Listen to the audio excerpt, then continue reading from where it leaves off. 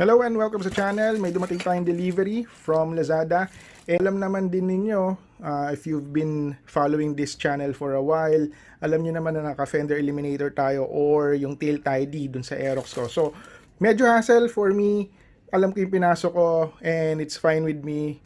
And yun nga lang, may isip mo rin syempre, nakakaabala ka rin sa likod. So, bumili ko ng, ano ba tawag dito? Rear wheel fender mudguard. So, based sa page nila, it can fit any motorcycle, lalo na yung mga Yamaha small displacement motorcycle. And medyo may kamahalan yung iba, kaya ito, hinintay ko yung sale, nakuha ko lang siya for 1,612. So, check natin kung ano laman ito. And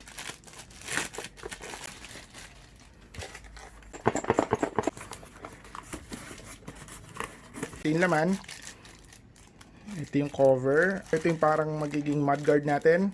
Carbon finish lang to, hindi to tunay na carbon. Ayan, as you can see, plastic.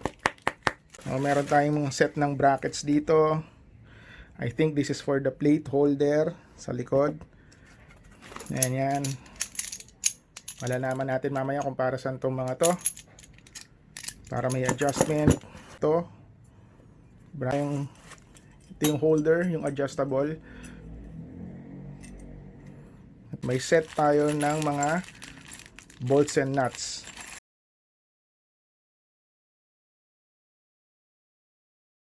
Welcome po sa channel Tantansantiago. And may mga nagtatanong, di ba, napanood yung video ko na naglagay tayo ng tail tidy. Yan. So wala yung tapalodo, ito lang. So ito yung nilagay ko. Yan. Tapos meron dito. Yan. So pag binili nyo to, ang kasama niyan, ano yun? Hello, nawala. Meron yung kasama na parang bracket pero hindi talaga sinukat yun para dito. Kaya kailangan siyang gawan ng paraan. So ang ginawa namin, ang nagamit lang namin, ito yung bracket na yun, tsaka itong dalawa. So ito, pina-fabricate lang namin. Tinulungan ako ni Kuya Rai. Salamat, Papi Rai, sa suporta at sa pagtulong para maayos to. Yan, so itong setup na to, pwede siyang i-angulo na itataas ko pa yan dito. Pero ilang testing na rin yung ginawa ko. And inangulo ko siya pag ganun. So ito yung pinaka-best na placement nito para sa akin. Yan, so medyo maulan, basa yung kalsada. Papakita ko sa inyo kung matalsik. So ayan, kitang-kita nyo malinis yung tail. Ayan, mamaya papakita ko sa inyo kung may talsik o wala.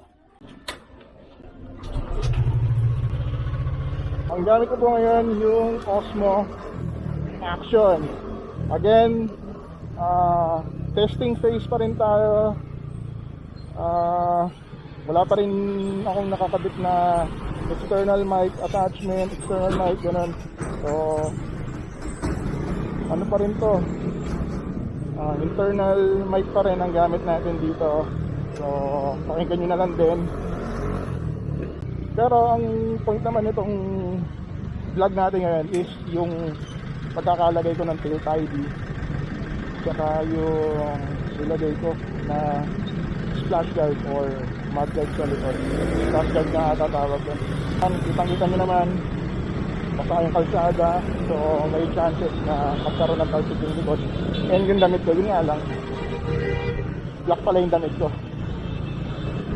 Pero makikita nyo mamaya sa likod ng upuan ko kung may mga talsik ng putik, yun.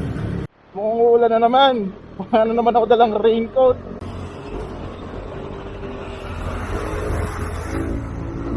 Alam niyo mga paps, medyo meron ng nai-intrigang tanong. Hindi ko maintindihan bakit ang daming nagpo-post sa mga sinasabing headset lang ang malakas. Ano ba meron dun?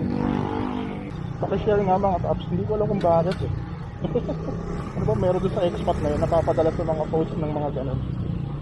Share nyo mga paps din sa comment section para mapagkwentuhan naman natin. Ulan pero ayan, makasama-sa.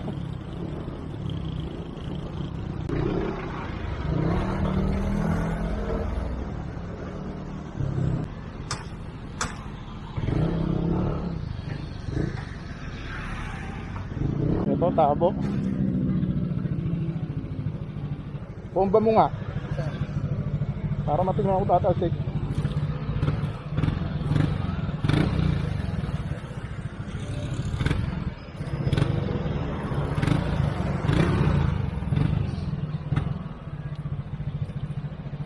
Wala, di ba?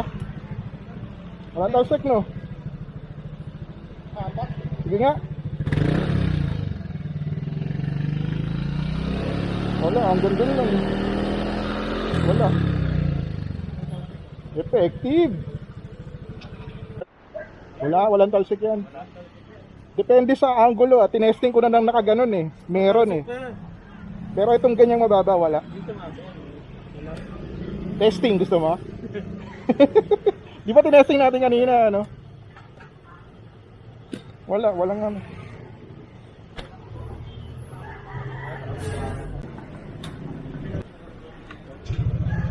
Geray, thank you. Mauna ako. Bye bye.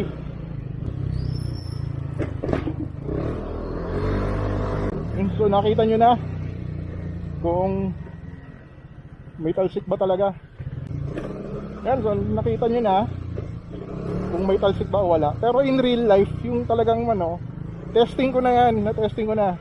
Walang talsik talaga yan mga paps. Yung angulo na yun ha. Ulitin ko pa, yung angulo na yun kasi, shoot, sarado. So, U-turn tayo. Dun!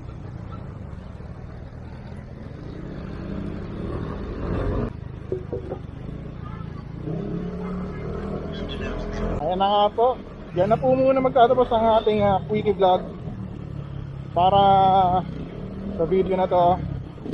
And kung nagugustuhan nyo yung mga ganitong style ng video natin, yung medyo educational, hindi lang puro rat-rat, may matututunan kayo pagkatapos yung manood, subscribe lang kayo dyan. Tapos kung gusto nyo kwentuhan,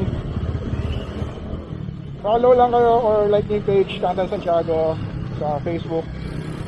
And yun, so maraming salamat po sa sumusuporta, sa mga gusto sumuporta. And huwag nyo kakalimutan, always stay dry and ride safe mga paps. Enjoy riding.